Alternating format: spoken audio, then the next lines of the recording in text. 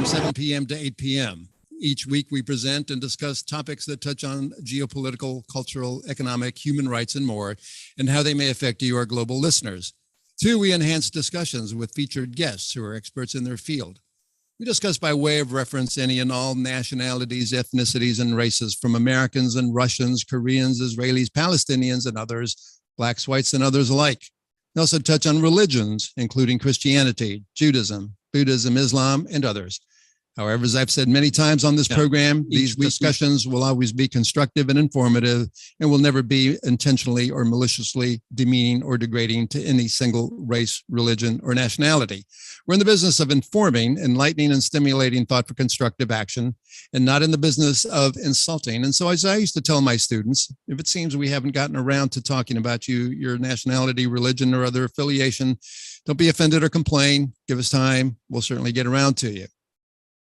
Now, last month, we launched the first of a series of programs to examine the topic, the political and humanitarian crisis between Russia, Ukraine, and the West.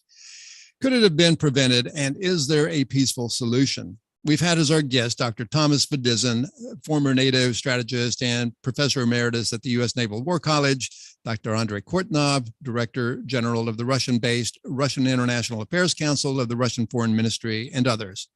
Well, tonight, in a continuation of that discussion, we're hosting Ms. Clair Lopez, founder and president of Lopez Liberty LLC and senior advisory board member of the Near East Center for Strategic Engagement, the NECSE, a former CIA senior operations officer, former congressional task force member on national and homeland security, author, co-author on U.S. national security issues, and much, much more.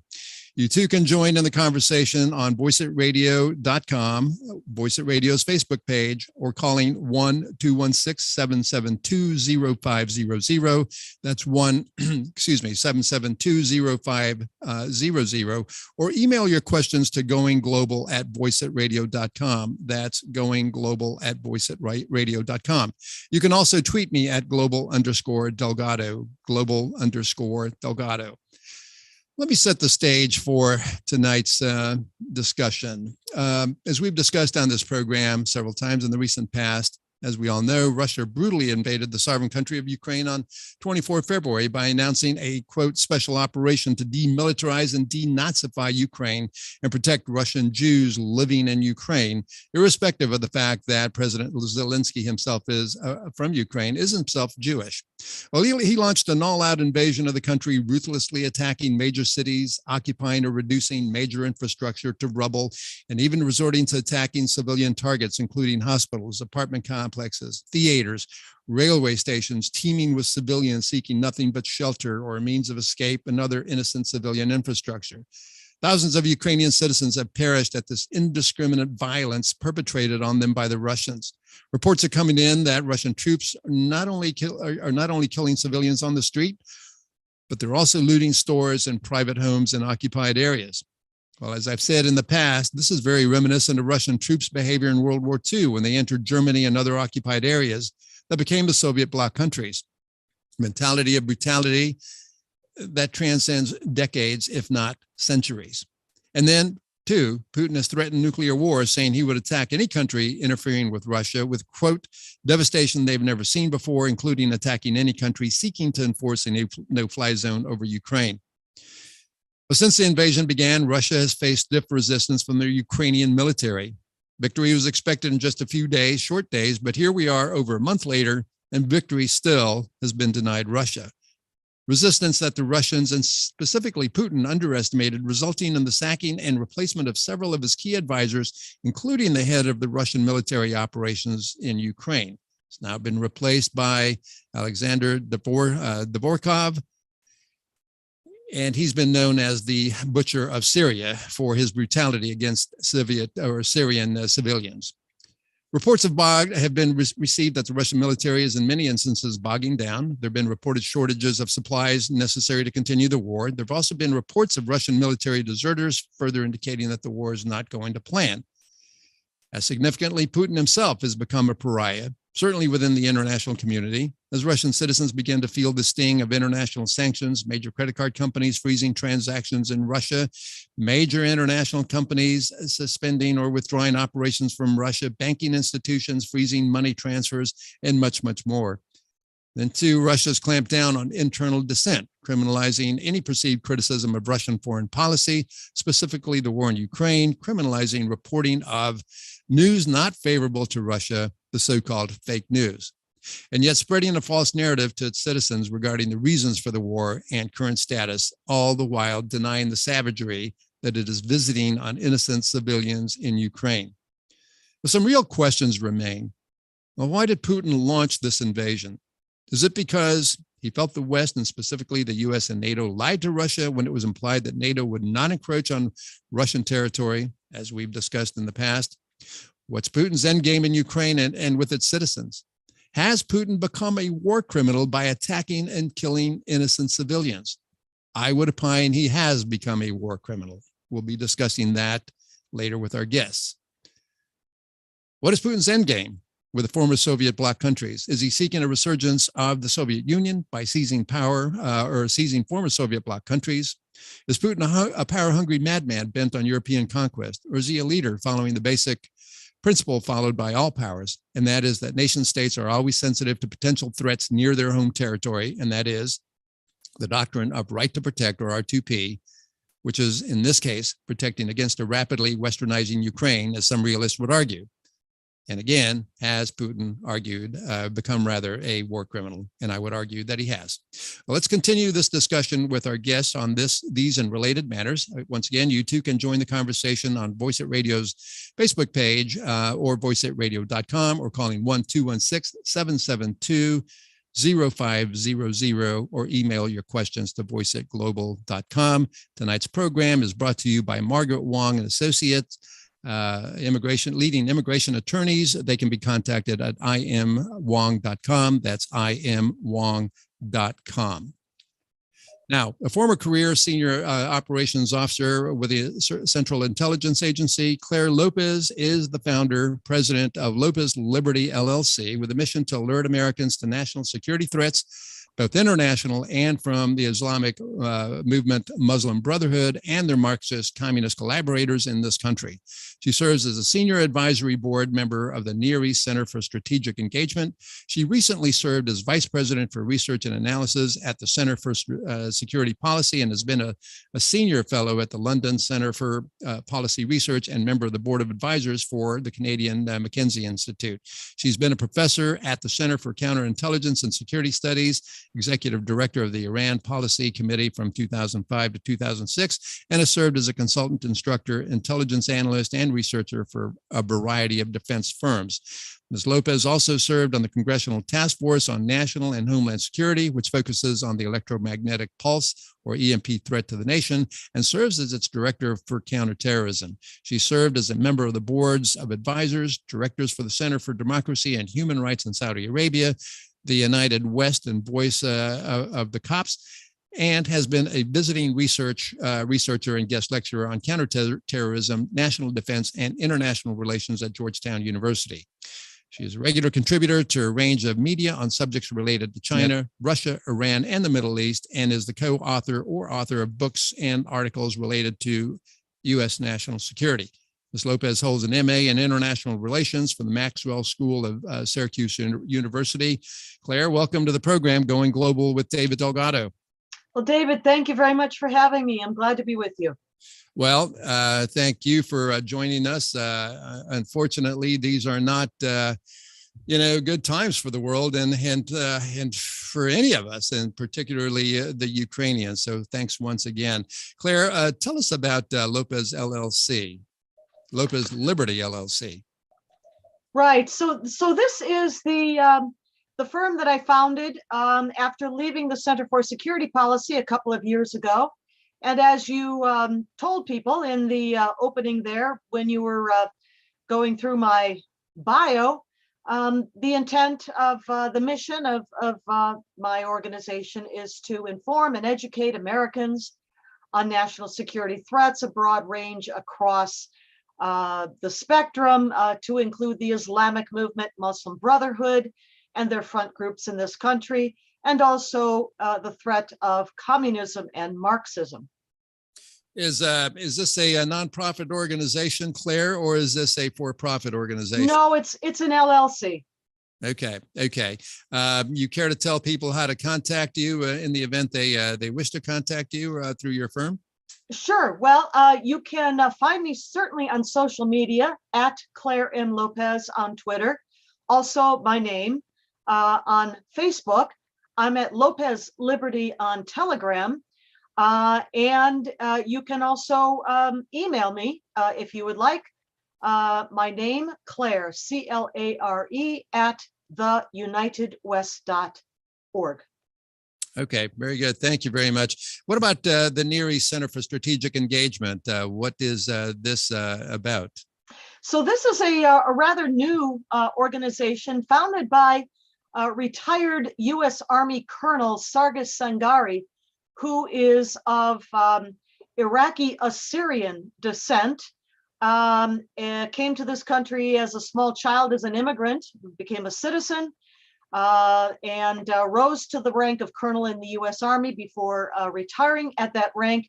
He founded this organization not too long ago with the intent of focusing attention on the Middle East, obviously, and the various power players that are vying for interest there, for their own ambitions there in some cases, especially Iran, but also focusing on the other countries of the Gulf area, Israel for sure, and even further afield in the Middle East, near North African region. Thank you, Claire. You wrote a very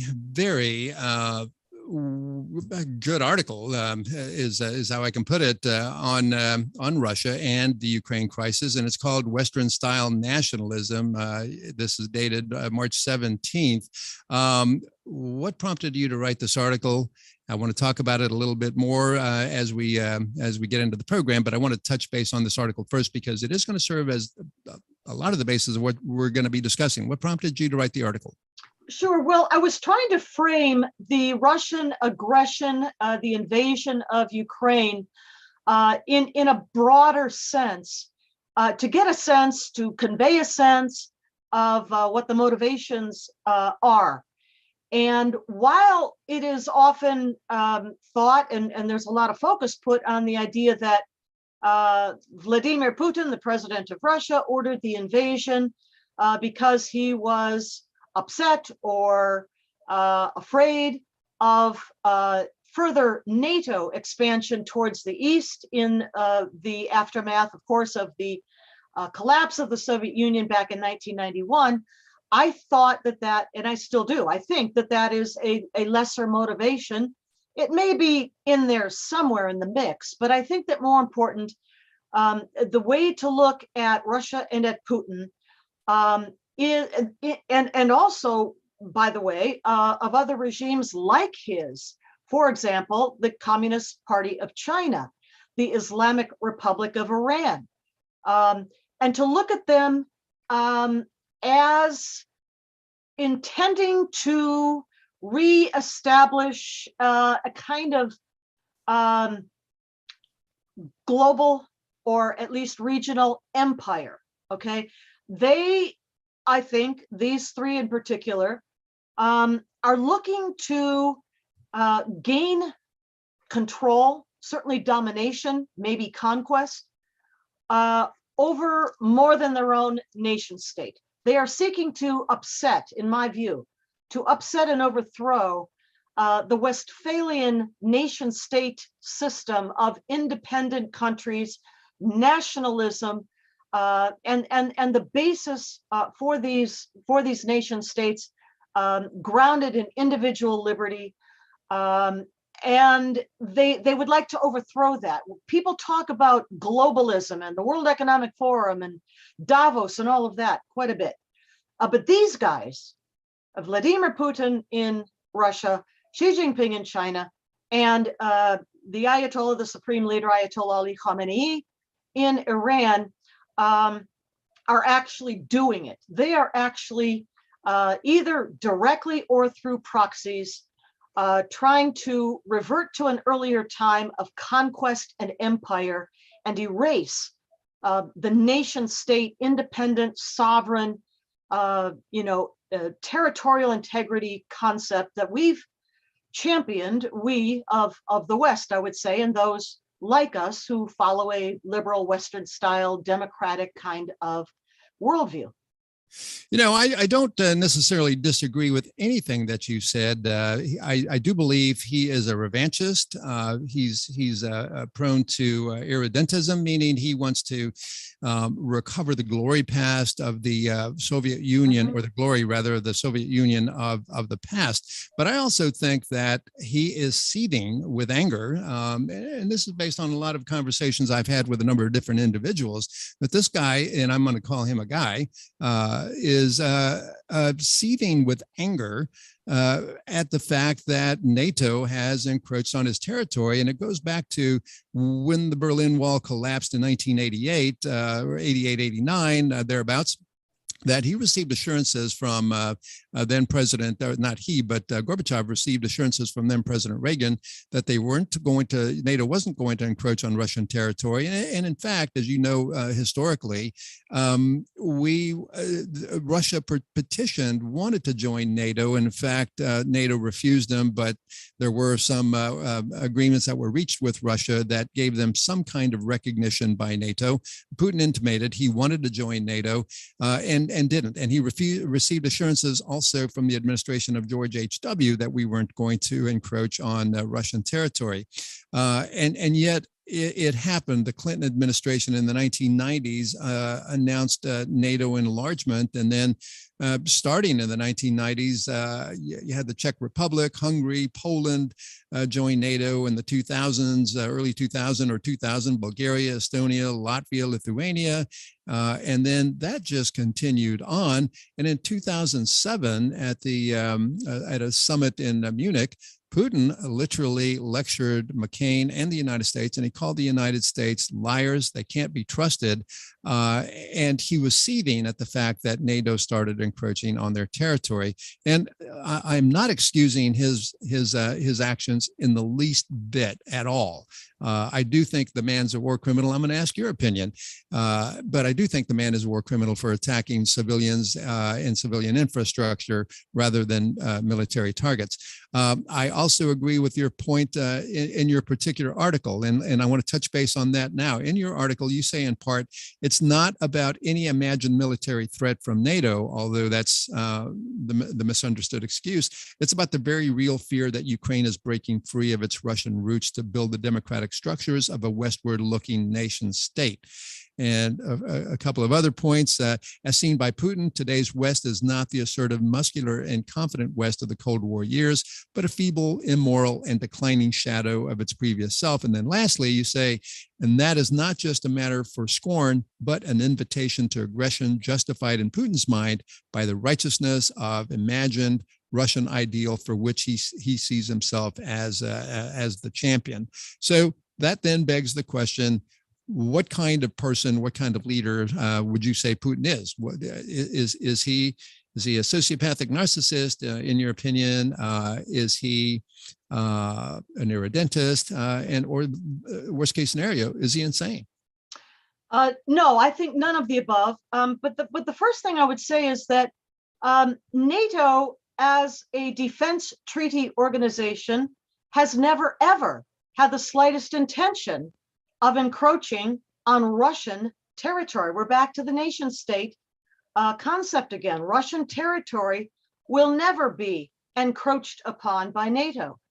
Now, I know that Ukraine and its leadership, certainly the current president, Volodymyr Zelensky, have had ideas about wanting to join NATO, as so many of those other former Warsaw Pact and Eastern European countries have done post-Cold War.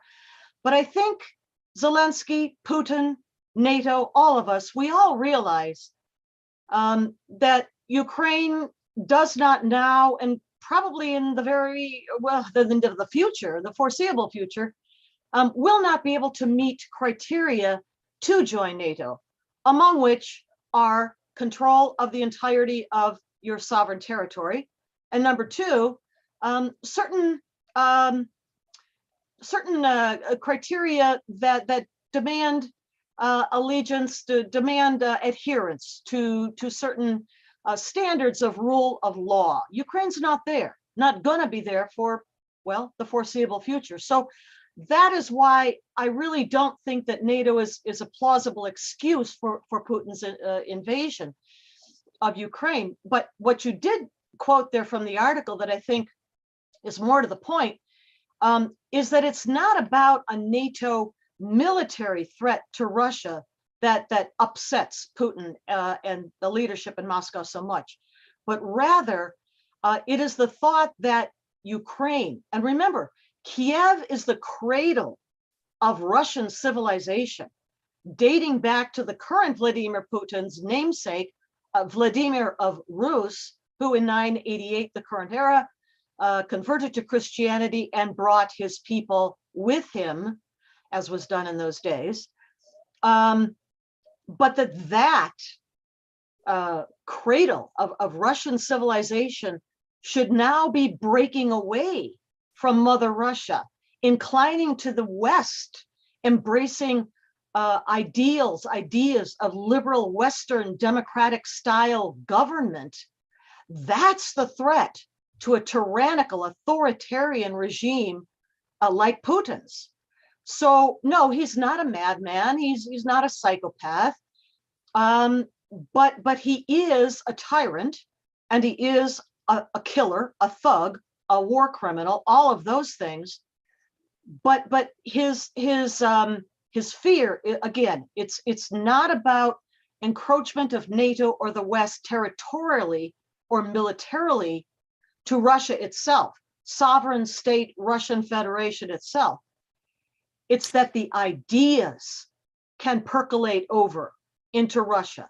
The ideas of individual liberty, government by consent of the governed, equality of all before the rule of law, that those ideas could pass over the border and infect Russia to the detriment of a tyrannical authoritarian regime like Putin's. That's what they fear. This is what makes him an enigma, because you are so right in terms of your analysis of what is driving him. And yet, on the other hand, he has articulated an encroachment of NATO, military threat posed by NATO, missile systems imposed by, or rather introduced into former Soviet bloc countries, possibly, and then having to be removed, and on and on and on. And yet he has articulated that he is against Ukraine separating and joining the Western bloc of countries. So this is, again, what makes him an enigma, if not any more dangerous. Now, to the point that I was making earlier, that perhaps NATO somewhat, and we as the West somewhat contributed to that, the flip side of his fear, if you will, if that is in fact a fear or a concern of his, is that these countries, these former Soviet bloc countries, did not reach out to Russia to join trade unions, to join security unions. They reached out to NATO. The question is, why? Obviously, the fear of something like this happening to them. They know now, those that are members of NATO, that if Russia attacks them, that will invoke the wrath of NATO, as opposed to Ukraine, that is outside of NATO. Now, Ukraine is seeking to negotiate a ceasefire by negotiating treaties with Russia that would recognize sovereignty both within Russia or toward the Ukraine and vice versa, and neither one would be a threat. But the question would be, can Russia be trusted? And I would counter that Russia cannot be trusted, regardless of what treaties one is negotiating with them. And what are your thoughts on that? Yeah, I agree on that last point, certainly, David. Again, because Putin and his apparently senior leadership, senior military staff, because they regret, in Putin's words, he thinks that the breakup of the Soviet Union was the greatest catastrophe of his lifetime back in 1991. And because he's focused on reestablishing as much of that Soviet Union as he can, at least in terms of domination over a near, a broad, sphere of influence. I don't think that his word can be trusted. Even were he to come to some kind of ceasefire arrangement with Ukraine, which is what we all hope will happen, actually, to stop the violence.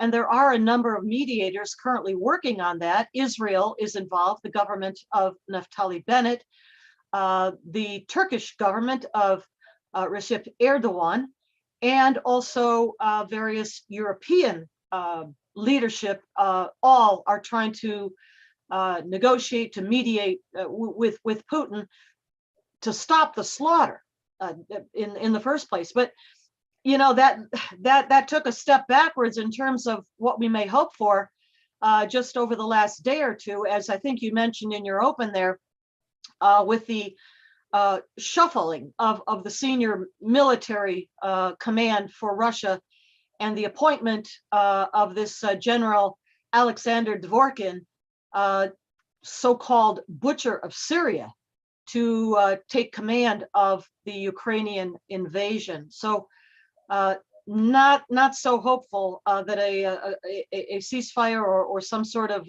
political solution might be reached anytime soon. But to your question, no, I don't think that Putin's word is worth any paper it may be written on, because he does have these irredentist ambitions to reestablish what he would think of as the glory of Mother Russia, the conquest, the domination of his near abroad, to reestablish as much as he could of the old Soviet Union.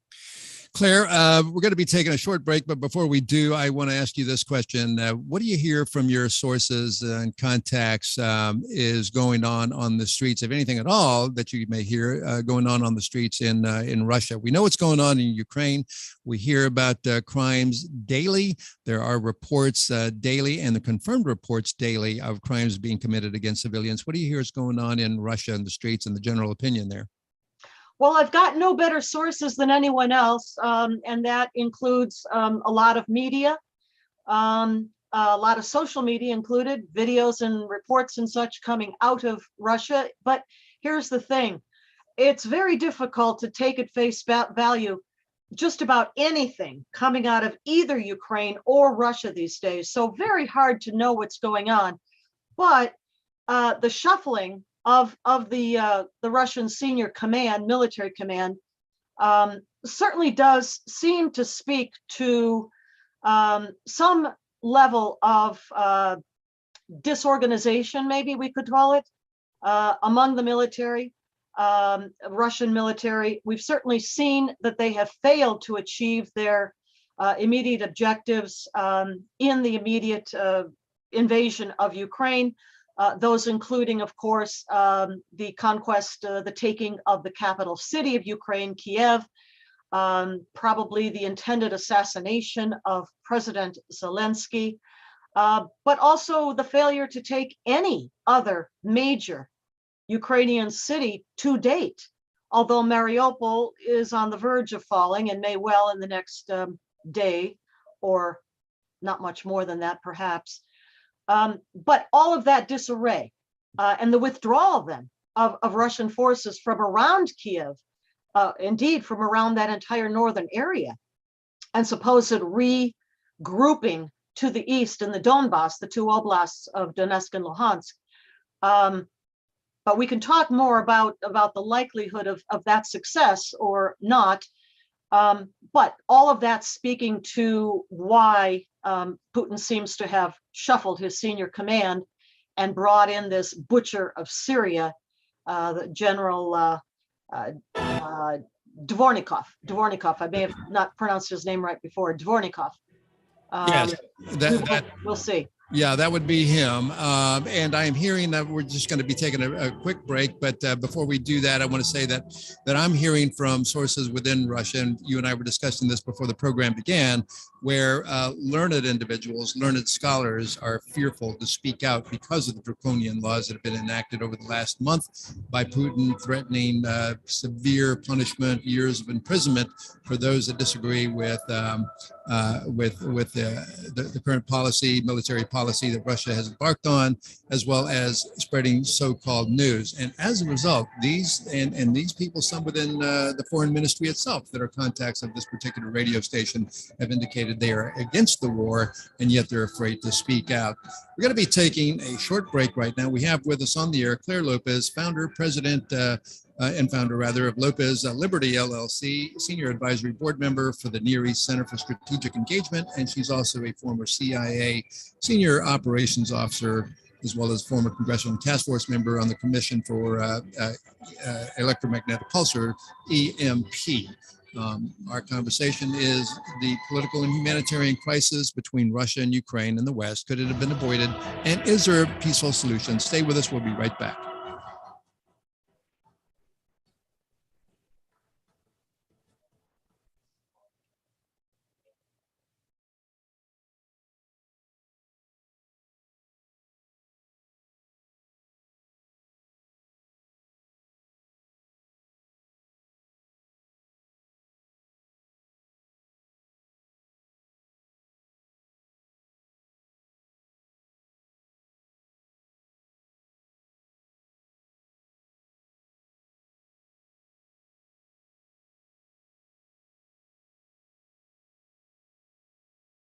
For all your immigration needs, email info@imwong.com. That's info@imwong.com, or call 216-566-9908. That's 216-566-9908. This is Al Porter Jr., the president of Black on Black Crime Incorporated. Fentanyl is the leading cause of drug overdose deaths in Cuyahoga County. It is now found in powdered cocaine, crack cocaine, meth, and heroin. Any drug may contain fentanyl. If you use drugs, never use alone, and carry Narcan in case of overdose. Call the Adams Board 24-hour addiction and mental health crisis hotline at 216-623-6888. If you're ready for help, that's 216-623-6888. Share this message and save lives. This message brought to you by the Adams Board of Cuyahoga County. Join yours truly, Harvey Zay, each and every Tuesday night for Jazz in the Heights. The jam sessions kick off at 7 p.m. and we groove until 11 p.m. It's live jazz and great vibes at the Front Stage Multiplex located at 3492 Mayfield Road at Severance Town Center. Also enjoy great drinks and delicious food. It's Jazz in the Heights Tuesdays from 7 p.m. until 11 p.m. Hey, check out Laura Cowan's Empowerment Hour. That's me, Laura, every Monday from 6 to 7 p.m. on Voice It Radio. Greetings. This is Tracy Martin Peebles. Early voting began on April 5th. Please remember to vote for me, Tracy Martin Peebles, for Juvenile Court Judge. This is Chanel McLeod, and I'm always tuned in to Voice It Radio. Laura Cowan of Laura Cowan's Empowerment Hour on voiceitradio.com. We are Voice It Radio, broadcasting 24 hours a day, 7 days a week on voiceitradio.com.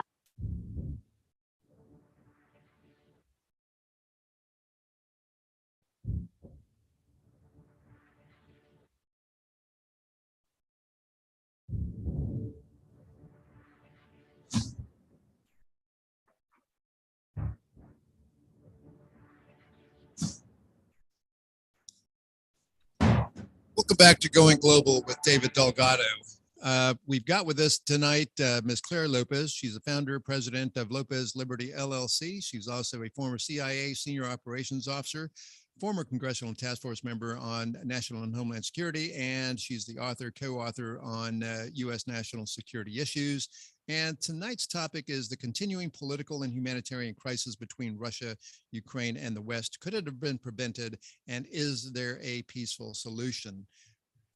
Claire, we were just about to talk about, and we were in fact talking about Putin being a war criminal. I want to talk about that a little bit more. Biden has stated that Putin is a war criminal, and he's stated that on numerous occasions and certainly publicly. My question to you is it wise for Biden to come out and publicly make those statements?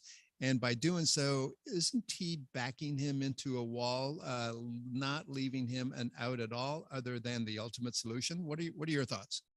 I think it's entirely appropriate that the president, the leader of the free world, president of the United States, leader of the free world, should call Putin out for exactly what he is at a time when, after all, the evidence and videos and photographs, firsthand accounts of these atrocities being committed in places like Kiev, around Kiev, Bucha, the Kramatorsk railway station bombing, when all of this evidence is being taken to the International Court at The Hague in the Netherlands for investigation, and we will see where that goes.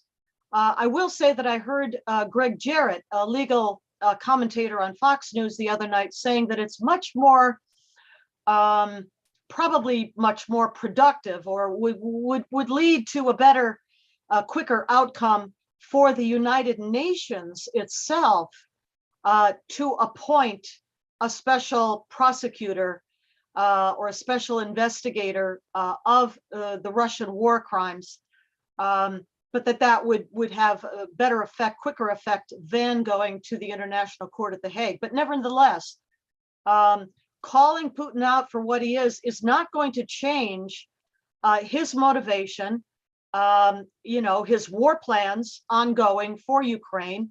What the United States president says is not going to affect Putin, because first of all, I would argue that Putin, like Xi Jinping, like the Ayatollah Khamenei of Iran, and many others around the world, view our president as weak and ineffective. It's not his words per se that foster that perception. It's rather the lack of action, the lack of, for example, going all out to provide Ukraine with everything that it possibly could need, not US troops, not US boots on the ground, but weaponry, ammunition, other kinds of supplies, everything that it could possibly need to fight and stay a free country.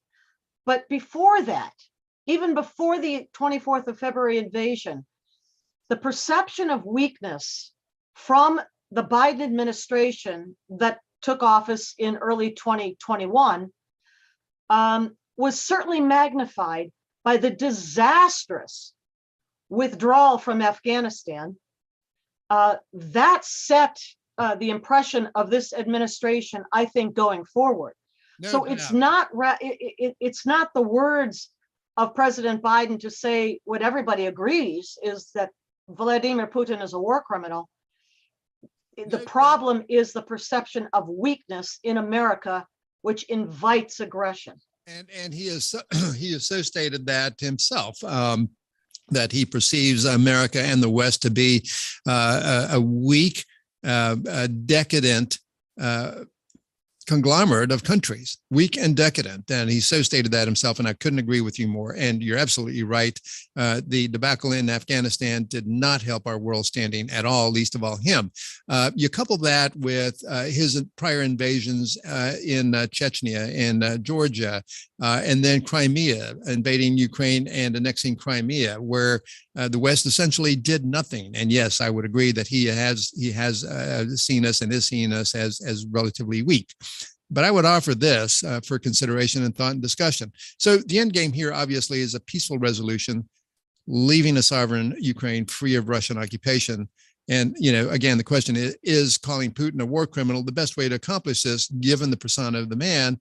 But if Putin feels that there's no way out for him and his end is near, whether at the hands of a war crimes tribunal or at the hands of his own people, does that not make him all the more dangerous, particularly since he has his hands on the nuclear trigger, so to speak?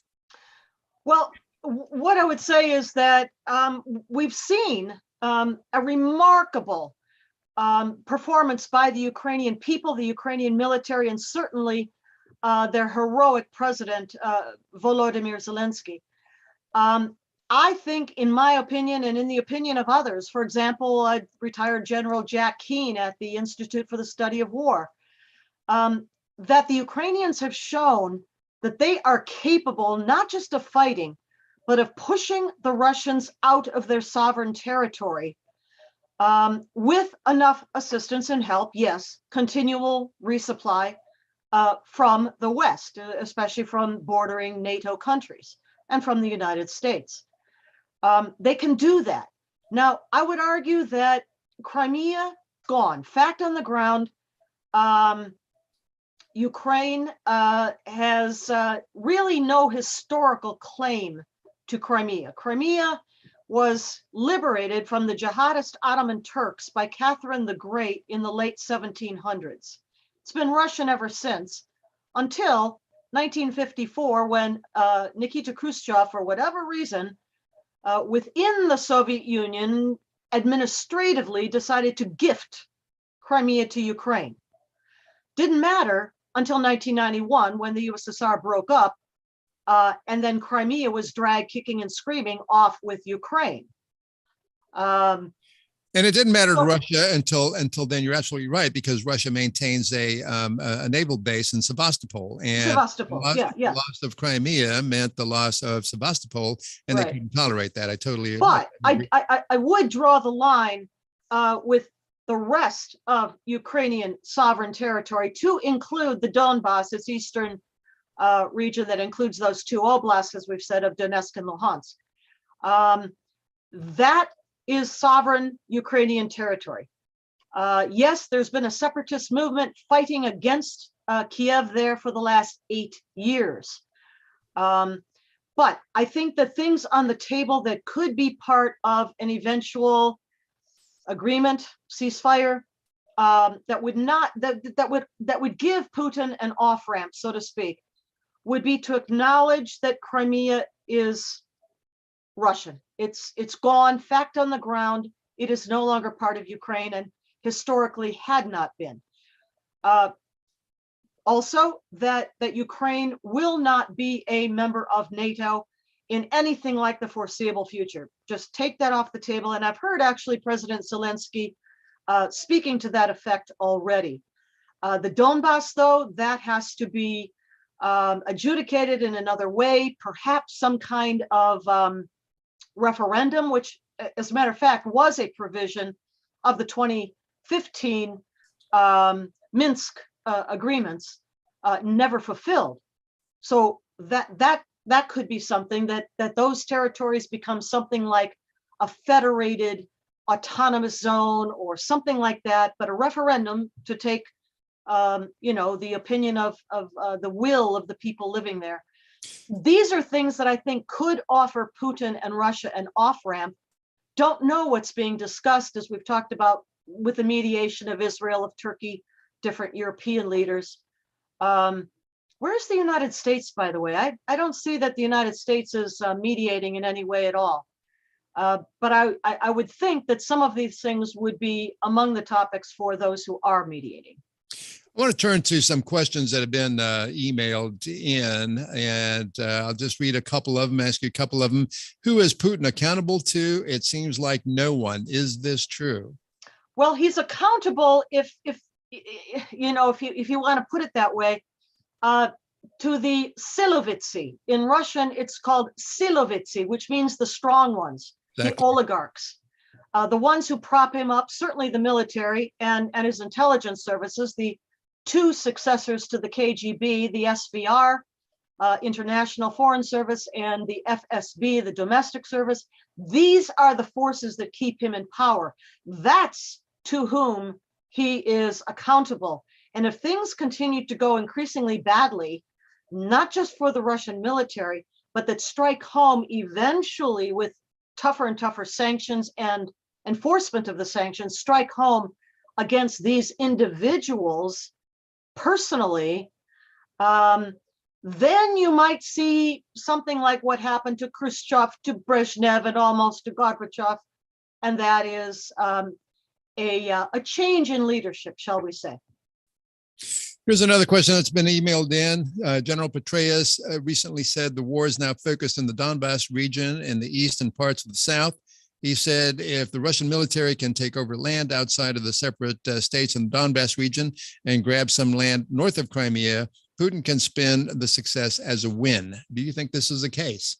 Yeah, I do think that's the case. And we can see a focus of the Russian military in particular. We haven't mentioned this yet, but in the south, people may know that Crimea is not attached directly geographically to Russia. And so what the Russian military is trying to do is to conquer that strip of land that borders the Sea of Azov that would connect Russia proper, the geographical Russia, with Crimea. That is why the intense focus on Mariupol, perhaps a future offensive against Odessa, which is on the other side of the Strait of Kerch, in the on the border, on the shore of the Black Sea, perhaps to come. But certainly for right now, I think that strip of land along the Sea of Azov is very much an objective for the Russians. So, but by the way, quick, I should mention this. If the Russians to succeed in taking that strip of land, it would make Ukraine landlocked. We can talk about things like getting its exports out, its grain out, the ports along the Black Sea, the Sea of Azov, certainly the Sea of Azov, no longer functioning. How does Ukraine get its food exports out to the rest of the world? Let me shift the discussion a little bit toward Putin's nemesis, Alexander Navalny. There's been a documentary that has been released in the United States here over the last couple of weeks, documenting his opposition to Putin, his rise in popularity, and then ultimately his arrest by the by Putin when he returned to the Soviet Union. Is there anything that you're catching in your circles regarding a resurgence of Navalny's population and a possible replacement of Putin? Because that's going to dovetail into the real question that I'm getting at is, how do you feel Putin, if Putin has some success and can call the Donbass region, the Luhansk region, some success and claim success, is he ever going to be able to re-inculcate into normal society, that is the leadership of the modern world? Will he ever be able to reintegrate? No, he will not be rehabilitated. He is a pariah, and it's striking to see the unanimity across the world. Certainly at the UN General Assembly, we've seen that evidence. He is a pariah. People know and call him a war criminal. He cannot be rehabilitated. But more to the point, the sanctions that have been levied and more to come against the top leadership of Russia, against the banks, against international transactions, against lending capability, all of these things are going to bite down harder and harder and harder on the Russian economy. Yes, the suffering Russian people will feel it hard, but the point is to make those sanctions felt by the top Silovitsi, again, the oligarchs that keep him in power. Those aren't going to stop. And I don't see them ending. And certainly, as long as Putin seeks or succeeds in retaining or taking parts of Ukrainian sovereign territory, and I don't mean Crimea, but I mean the Donbass, and I mean that strip along the Sea of Azov or further the Black Sea. As long as that continues, that offensive or that that possession, that holding, that aggression against those territories, the sanctions aren't going to stop. They're going to get worse and worse, harder and harder. Putin is a pariah. He's an international pariah. The people have no say. Navalny or his supporters, they're not going to have any say. The Silovitsi will crack down and keep cracking down on them to ensure their own longevity in power. But again, to ensure their longevity in power, they may well at some point find Putin himself more of a detriment to their own futures, their own ambitions. And again, he may be replaced by them, and not to say that it'll be anything better or anyone better, but that may happen when everything strikes hard enough at those specific individuals who keep Putin in power. Claire, Putin blames everything on the CIA and the State Department. Watching this documentary on Navalny the other day, as my wife and I did, he was clear. Well, two things that came to my mind right off the bat, not only mine but that of others as well. Putin never mentioned Navalny by name. He always mentioned this character, this individual, this person, this man, and then he always blamed for every development, every move that Navalny was making. He blamed the CIA. He blamed the State Department, regardless. How would you respond to that? Well, what else is he going to say? Yeah. I regret to say that I've not yet seen the film. I would like to, but really, I mean, what else is Putin going to say, except to blame anyone except himself, who is responsible, and those around him again who have kept him in power all these years? Whom else is he going to name as his nemesis? Okay, and I would certainly encourage anybody to and everybody to watch that documentary, Navalny. It is very, very powerful. This is a man who was willing to give up everything, including possibly his life, and almost did, for his beliefs, and that is a belief of a free Russia, a Russia free of tyranny and free of Putin.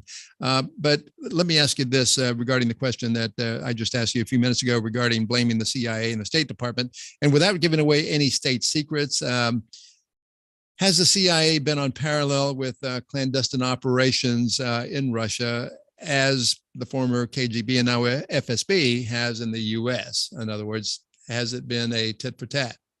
No idea. And there are two successors to the KGB. Remember, the SVR is the international system. That's the one that operates abroad. Used to be the first chief directorate. The FSB is the internal domestic service that used to be the second chief directorate of the KGB. And thank you for informing me on how to pronounce Silovitsi. I've been pronouncing it for a number of years, Siloviki. And because in Western and English language translations, they write it with a K for some reason. Yes, I've seen that. Yeah. Yes, they do write it with a K. One final question. We're nearing the end of our time. How do you think this is going to end? I really think we're at a tipping point right now, a point at which it's difficult to say how it'll end. It seems certain that Putin and Russia have not given up their ambitions to destroy the Ukraine, and it's almost out of peak anger, revenge.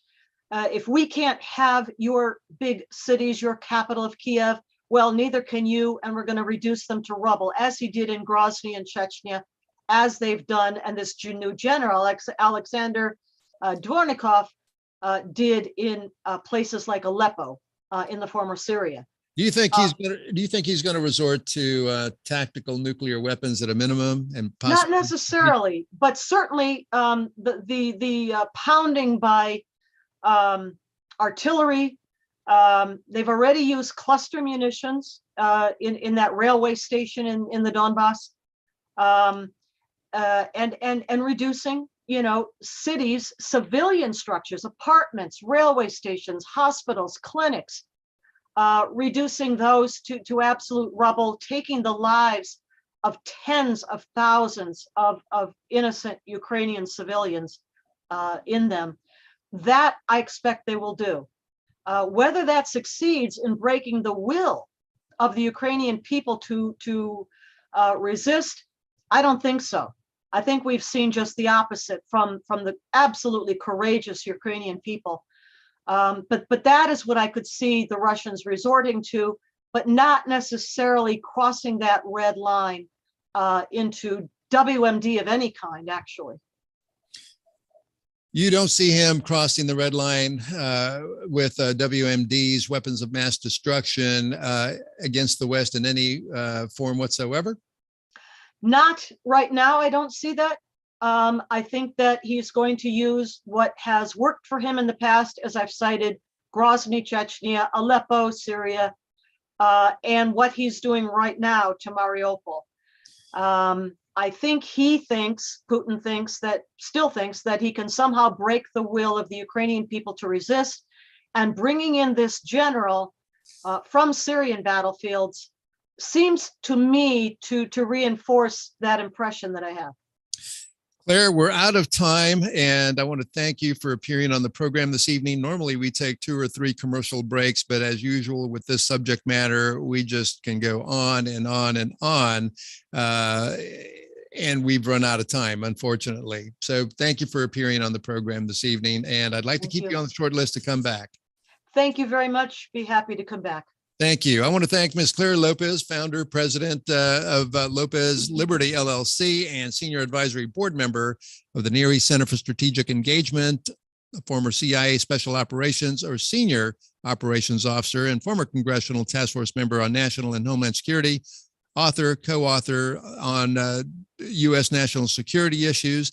Tonight's program has been brought to you by the Adams County Board of Cuyahoga County and Margaret Wong Associates, Cleveland-based award-winning immigration attorneys representing individuals on immigration issues in the United States and other. For more information, go to imwong.com. That's imwong.com. For those of you whose questions I was unable to get to this evening, my apologies, and thank you for listening. Lastly, I'd like to thank my producer and general manager of the station, Errol Porter, for producing tonight's broadcast, and the rest of the staff here at voiceitradio.com. And so until next time, be kind and respectful to one another, because after all, we're all we have. This is David Delgado. And until next time, we're going global. Good night.